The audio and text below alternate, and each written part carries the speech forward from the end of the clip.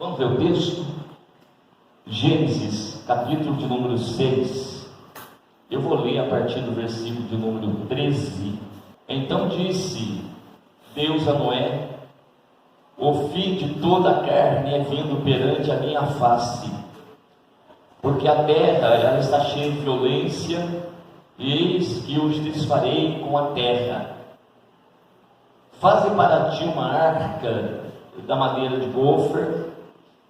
Farás compartimentos na arca, betumarás por dentro e por fora com betume, e dessa maneira farás 300 côvados de comprimento, de 50 côvados a sua largura, e de 30 côvados a sua altura. Farás na arca uma janela de um côvado, acabarás em cima, e a porta da arca porás ao seu lado. Far-lhe-ás andares baixos, segundos e terceiros, porque eis que eu trago um dilúvio de águas sobre a terra, para desfazer toda a carne em que há espírito de vida debaixo dos céus. Tudo que há na terra expirará, mas contigo estabelecerei o meu pacto, e entrarás na arca, tu e os teus filhos, e a tua mulher, e as mulheres de teus filhos contigo. Amém? Meus irmãos, o propósito dessa leitura do texto nessa noite é trazer para nós um despertamento com relação à evangelização e também a respeito de missões. Nós estamos sempre ouvindo por parte dos irmãos e pregações outras a respeito do final dos tempos.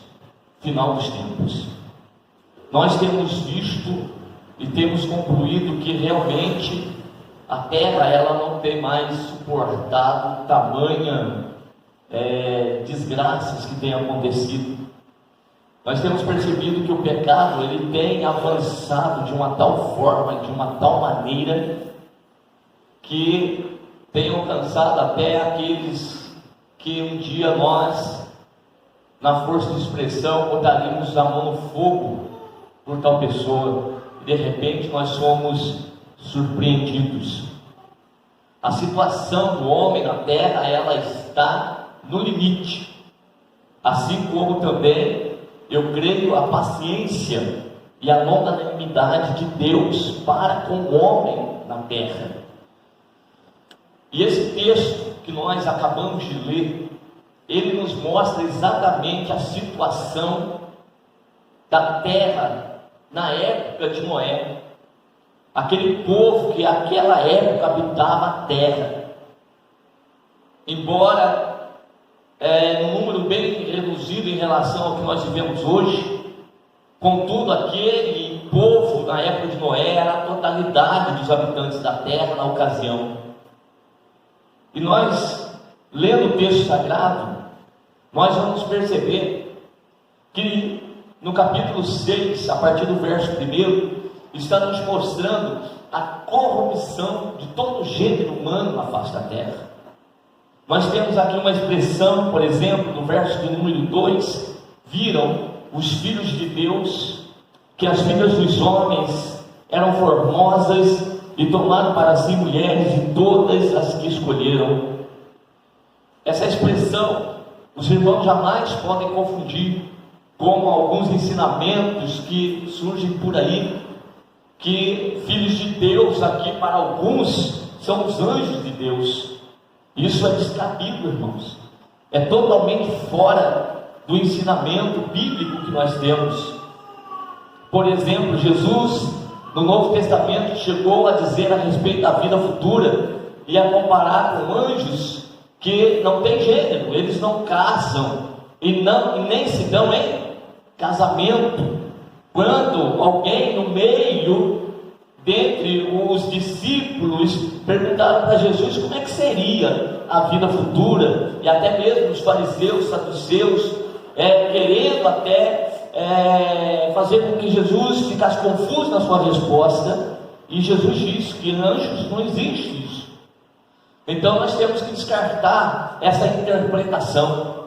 A correta interpretação do texto é que filho dos homens eram aqueles que eram de uma genealogia, por exemplo, de Sete, que era a família que se colocaram a buscar a Deus, a adorar a Deus, enquanto que os demais filhos, até mesmo de Adão, se colocaram ao contrário da busca a Deus. Então nós temos uma linhagem de Adão que mantém a busca, a adoração, a vontade de estar na presença de Deus, e esses foram conhecidos como os filhos de Deus, traziam a marca de Deus em si. Outros eram filhos dos homens, andavam segundo a carne, os prazeres da carne, o desejo do coração, segundo os próprios pensamentos. Tudo que pensavam estava relacionado a esta terra. Não tinham nada com Deus, não perguntavam por Deus e não queriam adorar a Deus.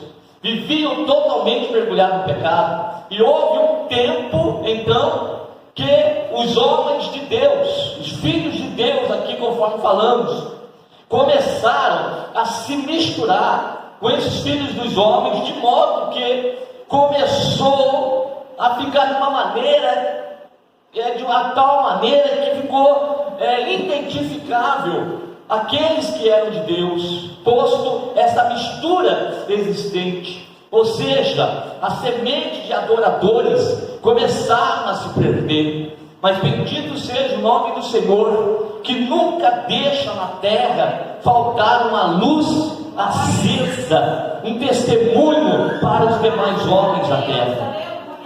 Pode muitas se corromper, gerações se corromper, mas Deus sempre vai ter aqueles que realmente são seus no meio de um povo corrupto.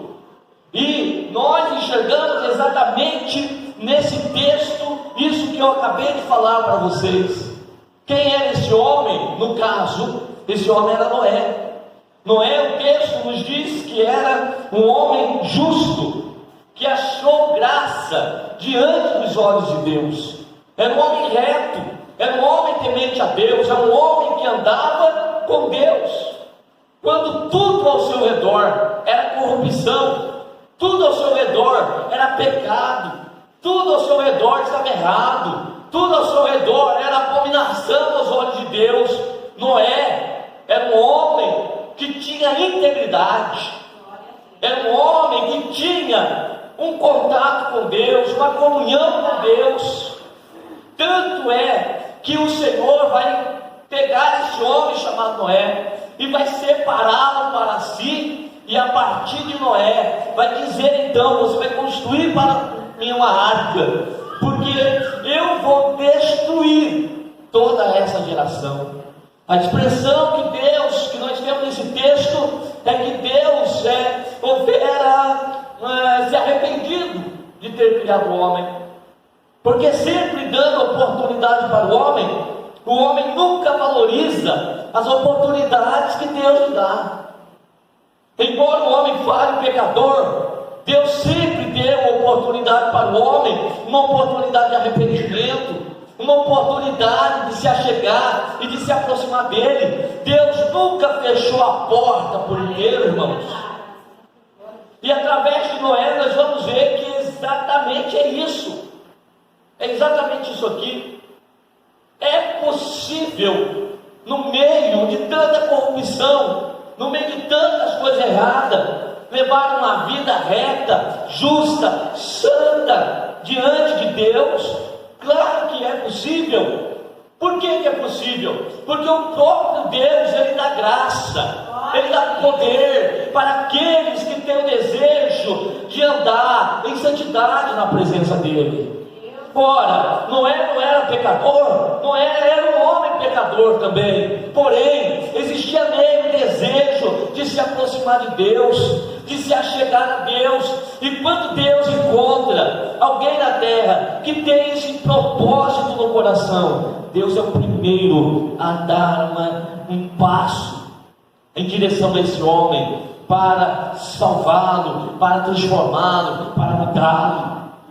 É uma obra que Deus realiza no homem, embora o homem não tenha condição por si mesmo para se salvar. A salvação, ela vem de Deus, ela vem do Senhor. Ora, mas irmãos, uma vez que nós alcançamos graça diante dos olhos de Deus como Noé, então nós temos que buscar a santidade, buscar a retidão, buscar as coisas que são certas diante dos olhos de Deus, buscar andar de forma correta diante do Senhor. Por que isso? Porque a situação aqui, ela é de destruição da terra. Então Deus vai destruir o homem. Então nós vamos perceber aqui que o homem, ele já está condenado. Toda aquela geração, ela já está debaixo do juízo de Deus. Não tem escapatória. Deus disse: eu vou destruir toda a raça humana. Eu vou trazer água, eu vou trazer um dilúvio sobre a face dessa terra, e vou destruir tudo aquilo que eu criei. Mas Deus separa esse homem aqui, chamado Noé, e a sua família. Ele diz: você constrói uma arca, porque eu vou destruir toda a terra, mas a ti e a tua família eu colocarei nesta arca, e vocês serão salvos do juízo. Então nós olhamos para esse texto, o que nós temos? Nós temos aqui uma obra missionária que Deus está realizando. Nós temos aprendido que missão, ele é ou está no coração de Deus. Que missão é o agir de Deus no mundo. Deus está agindo nessa terra para a salvação do homem. E quando nós lemos esse texto de Gênesis, a nossa geração tem que olhar para estas palavras aqui escritas e procurar entender e compreender que, se andar em corrupção e pecado, o destino é a destruição total, a separação total de Deus. Porém, se dar crédito à pregação, à palavra de Deus, existe a oportunidade de se salvar, a salvação. E aqui está o Evangelho, a boa notícia. Qual que é a boa notícia, irmãos? O que é o Evangelho? Boa notícia, notícias alvissareiras. Quando nós pregamos o Evangelho, pregamos só a salvação em si, só as coisas boas, as coisas excelentes, que Deus vai te tirar das trevas e vai te trazer para a luz. Isso só é Evangelho. Irmão, Evangelho é primeiramente anunciar que todo homem está debaixo de pecado, e que o salário do pecado é a morte. O salário do pecado é a morte. Se o homem continuar na sua vida de pecado, ele está caminhando para a destruição, ele está caminhando para o juízo eterno de Deus, para a separação total de Deus. Isso também faz parte do Evangelho. Mostrar para os homens que estão à mercê de um perigo que está iminente. Não está longe não, irmãos. O juízo de Deus está perto de acontecer. Senão, coletivamente, individualmente, nós temos visto e ouvido coisas terríveis que têm acontecido nessa terra. Quantos estão tirando as suas vidas de uma forma terrível, horrorosa, que nos traz arrepio até mesmo quando nós ouvimos. Por quê, irmão? Por causa do pecado. O salário do pecado é morte, e tem conduzido muitos para a destruição eterna. E nós, igreja, nós não podemos ficar calados. Nós temos a mensagem, nós temos conosco o Evangelho, nós temos conosco a boa notícia. E vou repetir: a boa notícia não é só a salvação em si. A boa notícia faz parte dela dizer que se o homem caminhar em direção à morte, separado de Deus, não há salvação para ele, não há escapatória para ele. E que Deus abomina o pecado enoja a Deus, o pecado atrai a ira de Deus. Esses homens estavam brincando com Deus, vivendo nas corrupções, vivendo a vida pecaminosa, vivendo a vida torpe, totalmente desviada do Senhor. E Deus estava então no momento de tratar com esse grupo de pessoas. E Noé, separado por Deus, para ser um pregoeiro da justiça, um anunciador do juízo e da salvação. Preste atenção nisso. Quem anuncia o Evangelho, anuncia a destruição, anuncia o juízo, e com a destruição e o juízo, mostra também a oportunidade de salvação para o homem. E daí, qual é a escolha daquele que tem ouvido a mensagem? Porque o término da vida, o destino final, vai depender desta escolha que o homem agora vai fazer. Vai escolher permanecer na presença de Deus, ou não vai dar crédito àquilo que está sendo pregado e àquilo que está sendo anunciado, e vai continuar na vidinha de pecado, a vidinha de coisas que não tem problema.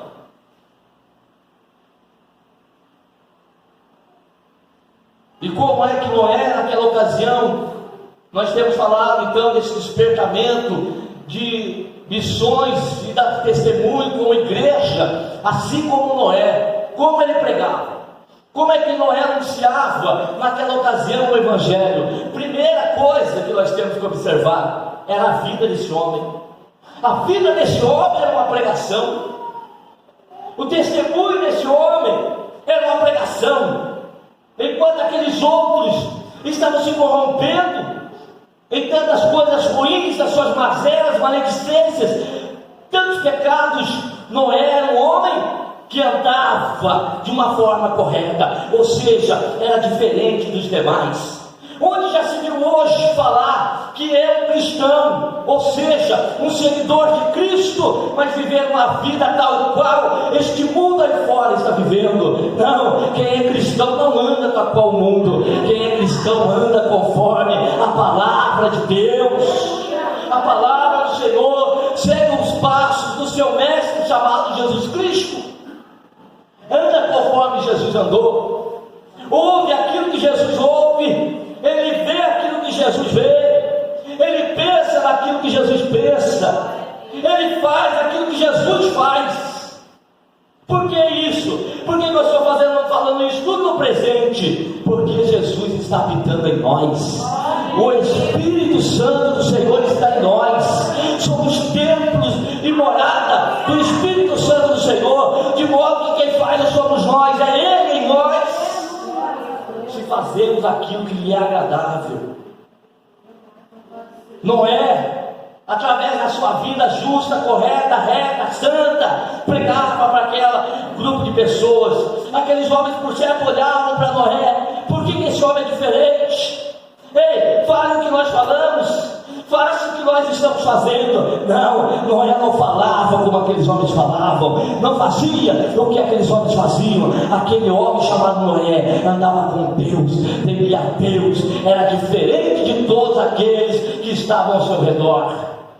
A igreja de Jesus Cristo na terra tem que ser luz, tem que ser sal. Então temos que ser diferentes de todos que estão ao nosso redor. Se esse mundo se corrompe, se acaba, a igreja do Senhor não. A igreja cada dia está sendo mais nova, na verdade, está caminhando em direção à vida eterna e à maneira que nós vivemos. A minha vida na igreja, a minha vida na família, a minha vida dentro da sociedade, com os meus vizinhos, a minha vida no trabalho, os amigos estão olhando para mim, os companheiros olhando para mim. Irmão, não preciso falar nada. A minha vida também tem que ser uma pregação para esses tipos de pessoas. A minha vida deve ser uma pregação. Não é pregado, então, primeiramente, através da sua vida correta diante de Deus. A segunda maneira que Noé pregava, que ele anunciava para aquela geração de então, era através da obediência à voz de Deus. Noé obedeceu à voz de Deus. Mas aí de repente você fala assim: mas irmão, obedecer à voz de Deus, eu também obedeço.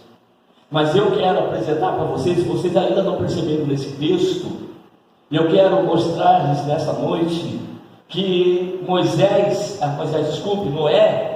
Noé, ele obedeceu a Deus pela fé. Por que nós falamos que ele obedeceu a voz de Deus pela fé? Porque Deus mandou Noé construir uma arca, e conforme nós vimos o tamanho dela aqui, não era pequena, era uma enorme de uma arca. Irmão, era uma inovação para a época. E Noé vai dizer: eu estou construindo a arca, por quê? Porque Deus vai descer dilúvio sobre a terra, e através da água Deus vai destruir todos vocês. Imagina, onde já se viu isso? Nunca choveu, o povo não sabia nem o que era chuva, nem sabia o que era inundação. Noé também não sabia, porque uma arca desse tamanho.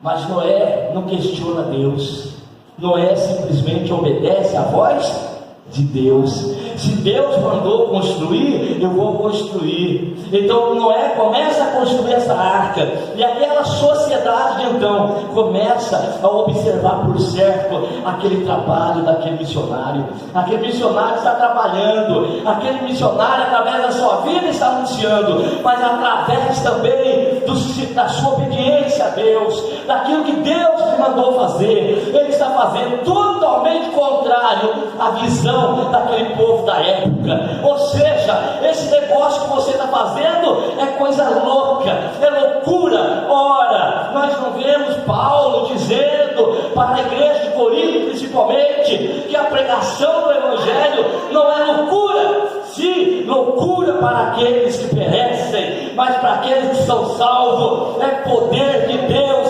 sabedoria de Deus.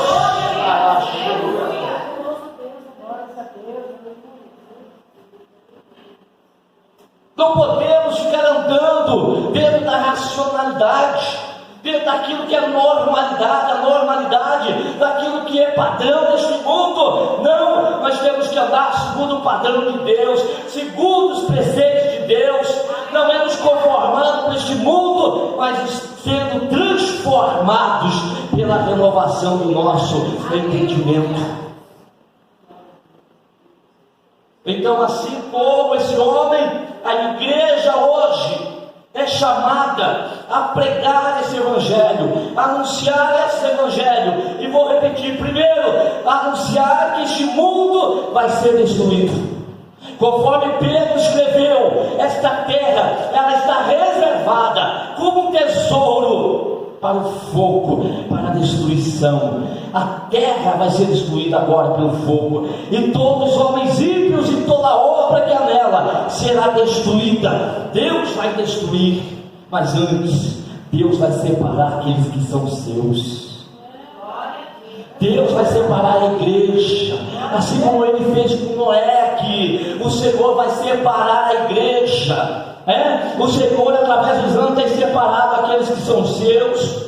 Aqueles que são de Deus não se misturam com este mundo. Aqueles que são de Deus não se montam com este mundo. Ao contrário, aquele que é de Deus busca a face de Deus. Aquele que é de Deus anda com Deus. Aquele que é de Deus tem comunhão com Deus. O prazer dele é Deus, o querer dele é Deus. O que eu mais desejo nesse mundo senão a presença de Deus. Não tenho outro bem além de ti, Senhor. Não tenho outro bem além de ti. Noé pregava, anunciava, até que chegou o dia, e realmente aconteceu conforme Noé estava anunciando. Começou a chover, abriram-se as comportas do abismo, no céu e na terra. E aqueles homens agora estão vendo que a água está subindo, subindo, subindo, subindo. E aqueles que estavam na arca agora, Deus havia fechado a porta para o lado de fora. Não tinha como Noé abrir para aqueles outros se salvarem. E todos aqueles homens corruptos foram mortos pela água do dilúvio. Foram mortos pela água do dilúvio. Quando veio o juízo de Deus sobre aquela geração, eles estavam comendo, eles estavam bebendo, casando, e dando-se em casamento, até que o dilúvio os pegou. Não sei se não poderia ser de surpresa, né? Foi avisado.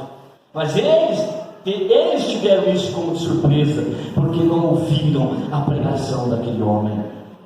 E o que a igreja está fazendo hoje? Jesus vai voltar. Jesus vai voltar. Jesus vai voltar.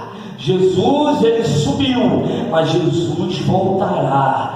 E quando Jesus voltar, ele vai separar bode de ovelha. O Senhor vai separar aqueles que são seus. E vai ser dito para eles: fique bendito do meu Pai por sua herança, aquilo que está preparado para vocês desde a fundação do mundo. Mas aqueles outros serão separados para a esquerda. Ele será dito: apartai-vos de mim, malditos, para o fogo eterno.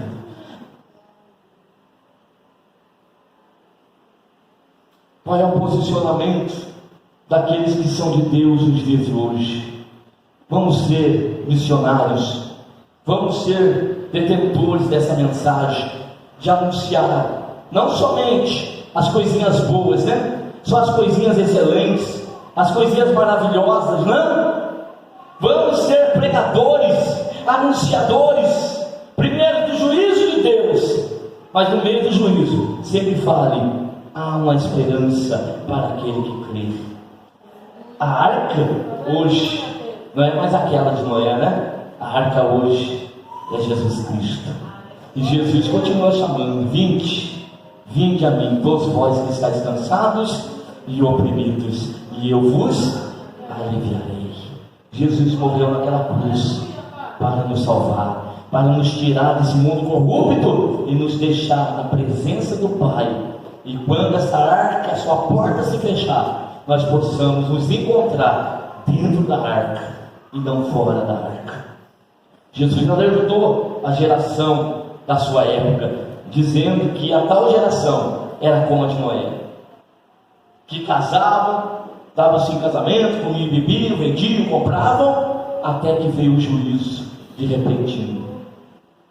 E hoje a nossa geração não está diferente. Igreja, não vamos ser só de quatro paredes, vamos ser anunciadores das boas novas, do Evangelho. Vamos ser verdadeiros missionários, proclamando que o juízo de Deus vem. Pregue dentro da sua casa, pregue para os seus filhos, pregue para o marido, pregue para a esposa, pregue em tempo e fora de tempo, anuncie, fale do amor do Senhor, fale do amor. O Senhor está pronto a salvar. Então pregue o Evangelho, amém? Pregue o Evangelho vamos trabalhar enquanto é dia, porque a noite vem quando ninguém mais poderá trabalhar, amém? Graças a Deus.